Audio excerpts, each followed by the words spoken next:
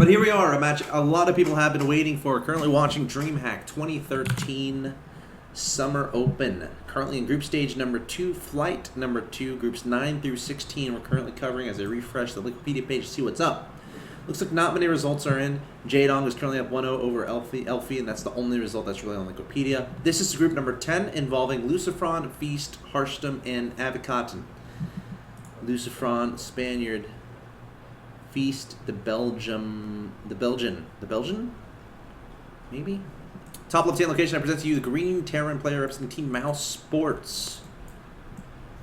He is Lucifron.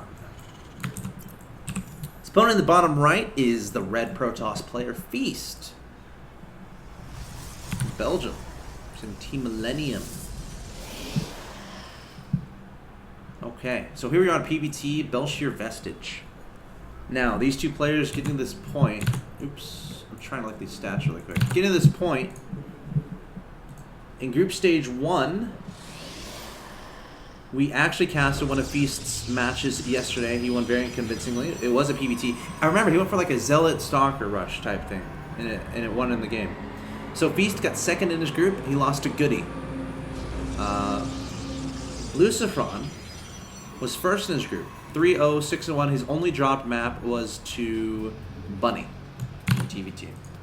So here we are, game 1 of this match, Feast versus Lucifron. Looks like a Reaper opening here from Lucifron so far. Some Terran players will just make Marine. Well, they'll make a Marine first a lot of the time, but some will like just only make Marines out of the barracks and get a faster factory. So it remains to be seen. Okay, it's going to be straight to Reaper. Reaper opening here. I'm wondering if Feast tries to do that Zealot Stalker thing. Because if your opponent does like a Reaper expand and doesn't get any Marines or anything, or maybe just gets a few, you know, that push could do pretty well. So let's see if he chrono boosts this gateway at all. That's what we're looking at. Not really storing a lot of... Yeah, he's just chrono boosting probes, so it's not going to do that. Really getting that econ going. Trying to get that nicely saturated, that main base. 2 guys on each gas. So probably going to be Mothership Core after this probe finishes, is my best guess. Going to start Warp Gate, a Stalker. Does it get Stalker or Stalker and then Mothership Core? Nicely timed out. Nicely timed. He's going to get 100 to 100 and then Mothership Core. Boom. There it is. Nicely timed out. So Zealot, Stalker, Mothership Core. Chrono boosting his Nexus still. It's not like he's chrono boosting his Gateway. So gonna follow this up with the Nexus, probably. Resume probe production on the Nexus. And then once he gets about 16 here, wow, taking out a probe is this one. We're gonna see him put guys back into gas after he gets enough money for the expansion, probably. Yeah. Is that a second? Yeah, that's his first Stalker. Zell gonna be roaming across. Behind this, Lucifron going for that very fast expansion. Went straight to Reactor. So went Reaper Reactor, not getting any Marines out of the field, but now he's making 2 Marines at a time and a factory follow-up as well. So really investment into the mid-game. Not much early game shenaniganry happening here. Reaper going to verify the existence of that natural expansion nexus for Feast. We'll get about to finish. Should be adding on a Robo fairly soon, I would imagine. Unless he tries to do like a Twilight. But now he's going to reveal his tech very soon. That we do know. Generally, it's going to be Robo. Sometimes you'll see Twilight or Stargate. There's some like cheeky plays you can do with the Twilight and go like Dark Templars and stuff, but I would expect it to be a Robo. Is it going to be Double Forge? Oh. Is it going to be Double Forge and a Robo? That's a question I have. Game paused. Because you kind of need detection. Because you always have to worry about the drop play, potential drop play from your opponent. That's kind of what's happening here. We have the starport finishing up and we have Widowmines in production. So it's looking like a Marine Widowmine drop out of the starport. And it's a nice build, sure. But I'm wondering if Feast is going to add on a Robo. Because some players will just not make the Robo, just make cannons, which is pretty darn risky. So I would expect the Robo to come once he gets 200 minerals. That would seem like... Well, but then he wants to save minerals for upgrades, because why else would you get 2 forges if you don't want to start one right away? But I think it might space out okay. Like, he's going to have 200 minerals right about now. But then he needs to add on additional gateways, too, because if you're only stuck on one gate... Let's see which way it goes. Okay, there's the Robo. This is a lot of money. This is a lot of stuff. Like, Because he's not able to start 1-1 right away, right? Because he's spending all money on a lot of stuff. Okay, there's 1-1. And now we're going to see additional gateways. Oh, wow. This Reaper, what a ninja. That is a perfect scout.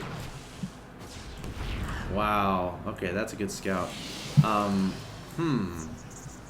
So how does Lucifron react to this? That's the question. I mean, as soon as possible, place down engineering base, right? Would be... Oh, he's going Hellbats. Ooh. Lucifron. So first medevac is going to be a 2 Widow Mine, 4 Marine drop. The second medevac is going to be a Hellbat drop. And does Feast have any idea? No, he doesn't. I mean, he's got the reactor. He saw a bunch of Marines up here, so... I mean, the thing with Protoss builds nowadays, it's like... You're going to conform your build so that it's going to be a good reaction to whatever. So it's going to be able to handle whatever your opponent throws at you. Still only like 2 gateways on the map. Photon Overcharge immediately go down onto the Nexus. Nothing being dropped. 1 Marine. You can try to be a hero. That medevac almost getting taken out. Good target firing there. 3 gateways here.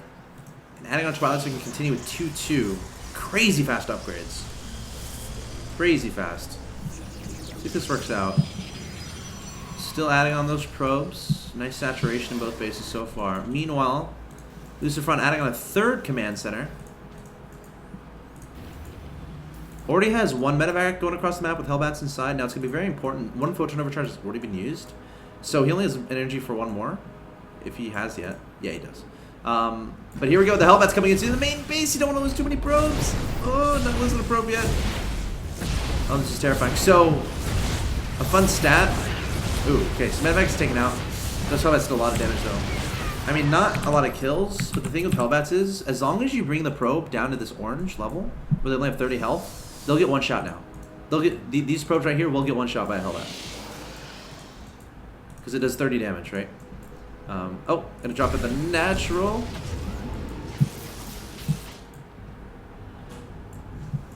So he's going to be looking for those orange probes. It only takes 1 shot. Oh, going to zoom right back into natural again. Trying to get those shots on the probes.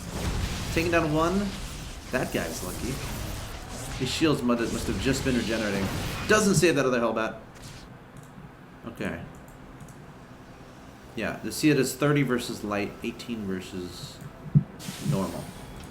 Okay, so all things considered, not terrible by Feast, not terrible by Lucifron. I think they're both relatively similar.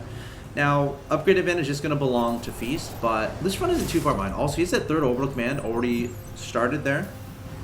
Might be lifting that over to his 3rd when it finishes up. We'll see if he decides he's comfortable enough to do that. Also adding on a bunch of infrastructure, standard barracks.